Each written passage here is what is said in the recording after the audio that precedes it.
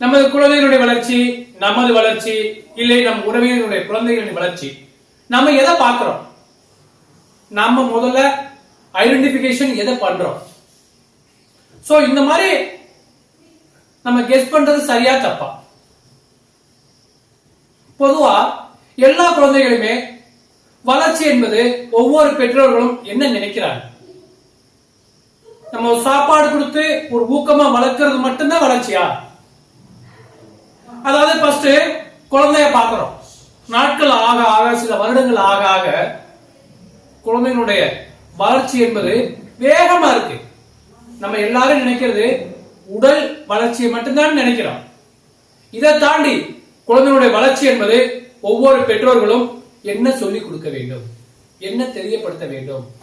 நாம் நமது குழந்தைகளை மட்டுமல்ல, ஒவ்வொரு குழந்தைகளையும் நாம் எவ்வாறு